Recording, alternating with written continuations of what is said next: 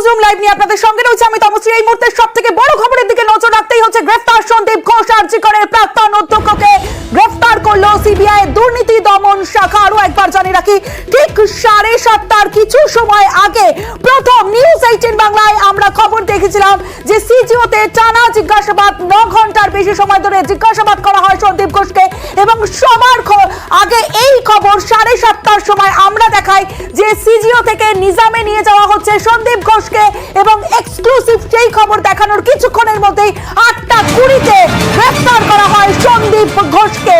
CBI গ্রেফতার করে প্রাক্তন অধ্যক্ষ সন্দীপ ঘোষকে গ্রেফতার করে, তবে টানা 18 দিন জিজ্ঞাসাবাদ এবং 26 দিন পর গ্রেফতার করা হলো সিবিআই এর জালে সন্দীপ ঘোষ। সিজিওতে টানা জিজ্ঞাসাবাদ, নিজাম প্যালেসে এবং আর্থিক দুর্নীতি মামলায় গ্রেফতার করা হলো সন্দীপ ঘোষকে। সরাসরি চলে যাব, আমার সঙ্গে আমার প্রতিনিধি অর্পিতা হাজরা রয়েছে। অর্পিতা, 7:30টার কিছু সময় পরে প্রথম নিউজ 18 বাংলায় আমরা এই খবর দেখেছিলাম এবং সকাল থেকে টানা জিজ্ঞাসাবাদ, এবং তোমার কাছে সকাল থেকে যে পুরো টাইম লাইনটা জানতে চাইবো, কারণ এর আগেও 18 দিন ধরে টানা জিজ্ঞাসাবাদ, আজও 9.5 ঘন্টা জিজ্ঞাসাবাদ। সেই অসঙ্গতি থেকেই কি গ্রেফতার, পুরো টাইম লাইনটা তোমার কাছ থেকে জানবো।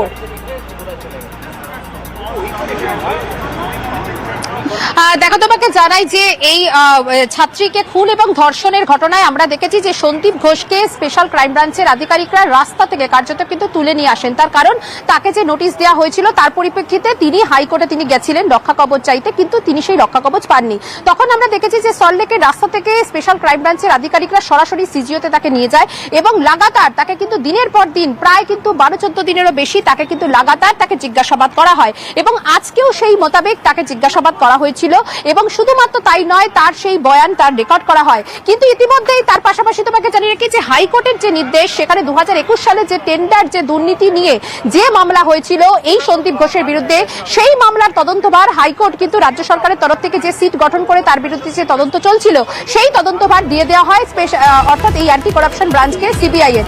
তারপরে কিন্তু দেখা যায় যে সন্দীপ ঘোষের যারা কিনা ঘনিষ্ঠ তাদের বয়ান রেকর্ড করা হচ্ছে। এক এক সময় কিন্তু এক একজনকে ডাকা হয়েছে এবং শুধুমাত্র তাই নয়, তখনকার যারা পদে যারা ছিলেন তাদের সকলের কিন্তু বয়ান রেকর্ড করা হয় এবং কিছুদিনের মধ্যেই কিন্তু যেটা দেখা যায় যে সন্দীপ ঘোষ ছাড়া বাকিদের কিন্তু বয়ান রেকর্ড করা হচ্ছে। আর এই পার্সপেক্টিভ থেকে সন্দীপ ঘোষকে জিজ্ঞাসাবাদের জন্য আজকে অ্যান্টি করাপশন ব্রাঞ্চের আধিকারিকরা, ডিএসপি র্যাঙ্কের অফিসাররা, তারা আজকে পৌঁছায় সিজিও কমপ্লেক্সে এবং সেখানে যেখানে কিনা স্পেশাল ক্রাইম ব্রাঞ্চের আধিকারিকরা যেখানে রয়েছেন, সেখানেই কিন্তু অ্যান্টি করাপশন ব্রাঞ্চের আধিকারিকরা যান, সেখানে বৈঠক করেন এবং শুধুমাত্র তাই নয়, সেই বৈঠকের পর তারা সিদ্ধান্ত নেন যে সেখানেই তাকে জিজ্ঞাসাবাদ করবেন।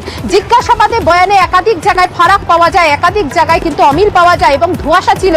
সেই কারণে তারা যেটা সিদ্ধান্ত নেন, সেখানেই তারা গ্রেফতারির তারা সিদ্ধান্ত নেন। তবে অফিসিয়াল প্রসিডিওরের জন্য তাকে সিজিও থেকে নিয়ে আসা হয় নিজাম প্যালেসে, কারণ এই আর্থিক দুর্নীতি দমন শাখা তারা কিন্তু তাদের যে ব্রাঞ্চ সেটা রয়েছে নিজাম প্যালেসে। তাই তাকে সিজিও কমপ্লেক্স থেকে সরাসরি তাকে নিয়ে আসা হয় একেবারে নিজাম প্যালেসে। এবং নিজাম প্যালেসে আসার সময় আমি কিন্তু সেই ছবি আমি দেখিয়েছি প্রথম, যে যেখানে সন্দীপ ঘোষকে কিন্তু জিজ্ঞাসা করা হয় যে সন্দীপ ঘোষ তিনি যখন আসছেন যে তার বিরুদ্ধে যে অভিযোগ, সেই অভিযোগের পরিপ্রেক্ষিতে তিনি কিছু বলতে চান কিনা। সন্দীপ ঘোষের কিন্তু যে বডি ল্যাঙ্গুয়েজ, সেই বডি ল্যাঙ্গুয়েজ দেখলেই কিন্তু তুমি বুঝতে পারবে যে সেই বডি ল্যাঙ্গুয়েজে একাধিক জায়গা কিন্তু তিনি যে ভেঙে পড়া, মানসিকভাবে যে ভেঙে পড়ার যে ছবি, সেই ছবি কিন্তু তুমি দেখতে পাচ্ছ এবং সন্দীপ ঘোষ কিছুই তিনি বলেননি। এরপরে কিন্তু সরাসরি তাকে কিন্তু নিজাম প্যালেসে নিয়ে আসা হয় এবং ইতিমধ্যেই অ্যান্টি করাপশন ব্রাঞ্চের আধিকারিকরা তারা কিন্তু রয়েছে এবং তারা তাকে জিজ্ঞাসাবাদের পরে তারা কিন্তু সিদ্ধান্ত নেন, যেহেতু জিজ্ঞাসাবাদ সেখানেই মোটামুটি কিন্তু কমপ্লিট হয়ে তারা সিদ্ধান্ত নিয়েছিলেন যে অ্যারেস্ট করা হবে। তার কারণ সন্দীপ ঘোষের বিরুদ্ধে আর্থিক দুর্নীতি দমন শাখায় একাধিক তার বিরুদ্ধে অভিযোগ রয়েছে। একাধিকজন যে বয়ান দিয়েছে, সেই সময়কার যারা কিনা পদে যারা ছিলেন তাদের যে বয়ান, সেই বয়ানেই কিন্তু একাধিক সময় ফারাক দেখা দিয়েছে এবং সেই বয়ান থেকে সন্দীপ ঘোষকে যখন আজকে জিজ্ঞাসাবাদ করে অ্যান্টি করাপশন ব্রাঞ্চের আধিকারিকরা, তখন সেখানে দেখা যায় যে তার বয়ানে বেশ কিছু জায়গায় গরমিল রয়েছে এবং তিনি যে হিসেব, সেই হিসেব কিন্তু তিনি সঠিকভাবে তিনি দিতে পারেননি। অর্থাৎ 2021 সালের যে টেন্ডার দুর্নীতি, যেখানে কিনা সন্দীপ ঘোষ সহ বাকি 3 সংস্থার বিরুদ্ধে যে অভিযোগ করা হয়েছিল, সেই অভিযোগের একেবারে তদন্তভার নিয়েছিল অ্যান্টি করাপশন ব্রাঞ্চের আধিকারিকরা। অর্থাৎ সিবিআই জিজ্ঞাসাবাদেই অসঙ্গতি, তারপরেই গ্রেফতারের সিদ্ধান্ত নেওয়া হয়েছে। অর্পিতা, তোমাকে ধন্যবাদ আপাতত।